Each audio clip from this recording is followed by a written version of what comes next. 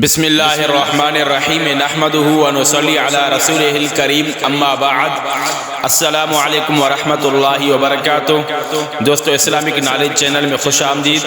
آج ہم آپ کو حضرت سیدنا ابو بکر صدیق رضی اللہ تعالی عنہ کا ایمان لانے کا قصہ بتائیں گے۔ جی ہاں، خلیفہ اول سسر پیغمبر حضرت سیدنا ابو بکر صدیق رضی اللہ تعالی عنہ ایمان کس طرح لائے اور اسلام کس طرح قبول کیا، ان کے بارے میں ہم آج آپ کو بتائیں گے۔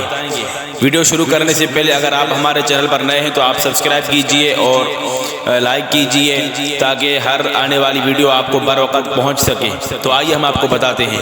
حضرت ابو بکر صدیق رضی اللہ تعالیٰ عنہ اسلام قبول کرنے کے بارے میں خود فرماتے ہیں کہ بعثت نبوی صلی اللہ علیہ وسلم سے پہلے میں تجارت کے سلسلے میں یمن کے سفر پر گیا ہوا تھا۔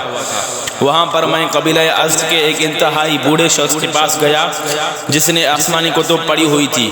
اس بوڑھے نے جب مجھے دیکھا تو کہنے لگا، میرے خیال میں تمہارا تعلق حرم کعبہ سے لگتا ہے۔ میں نے اس بات میں جواب دیا تو اس نے پوچھا، آپ کا تعلق کس قبیلے سے ہے؟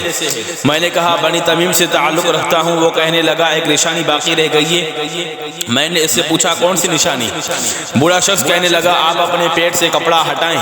میں نے کہا، جب تک آپ اپنا مدعا بیان نہیں کرتے اس وقت تک میں اپنے پیٹ سے کپڑا نہیں ہٹاؤں گا۔ اس پر بوڑھے نے کہنا شروع کیا، میں نے آسمانی کتابوں میں پڑھا ہے کہ حرم پاک میں ایک پیغمبر مبعوث ہوگا، اس کے دو دوست ہوں گے، ایک جوان ہوگا اور ایک ادھیڑ عمر۔ جوان مستقبل میں بہت سی پریشانیوں اور دشواریوں کو واقع کرے گا، جبکہ ادھیڑ عمر لاغر جسم اور سفید چہرے والا ہوگا۔ اس کے پیٹ پر سیاہ داغ بائیں ران کی طرف نشانی ہے۔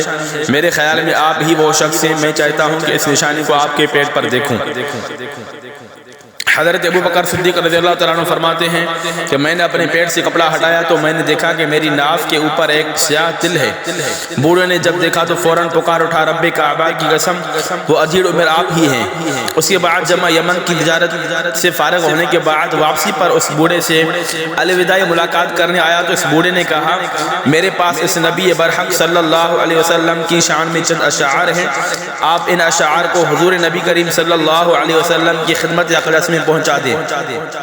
میں نے کہا، میں ضرور ان اشعار کو بارگاہ نبوی صلی اللہ علیہ وسلم میں پہنچا دوں گا۔ حضرت ابو بکر صدیق رضی اللہ تعالیٰ عنہ نے اس بوڑھے سے شعر سن کر یاد کر لیے اور مکہ مکرمہ میں واپس تشریف لے آئے۔ اس بوڑھے سے شعر سن کر یاد کر لیے۔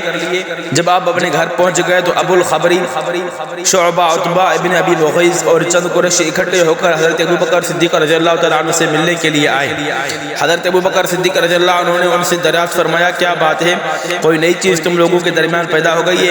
انہوں نے جواب دیا، اس سے زیادہ نئی چیز کیا ہوگی کہ ابو طالب کے یتیم بھتیجے نے اٹھ کر نبوت کا دعویٰ کر دیا ہے اور ہمیں کہتا ہے کہ تم باطل ہو اور تمہارے آباء و اجداد بھی باطل پر تھے۔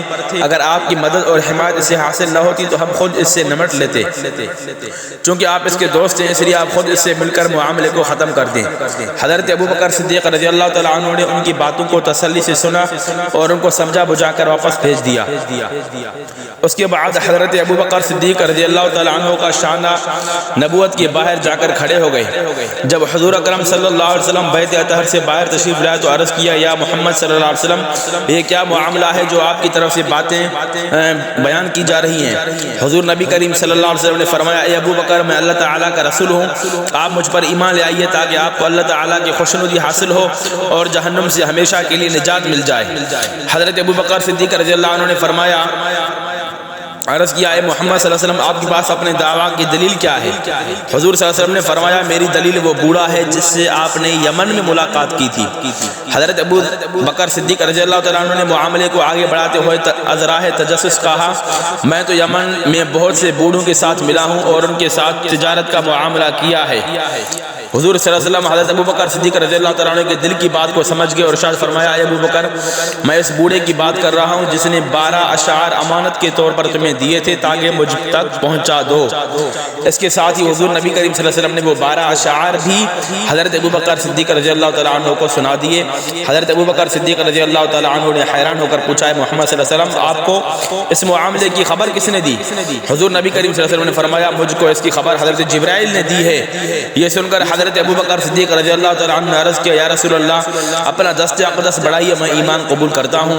چنانچہ حضرت ابوبکر صدیق رضی اللہ تعالیٰ عنہ نے اسلام کی دولت سے خود کو مشرف فرمایا۔ دوستو امید ہے کہ آپ کو ہماری ویڈیو پسند آئی ہوگی۔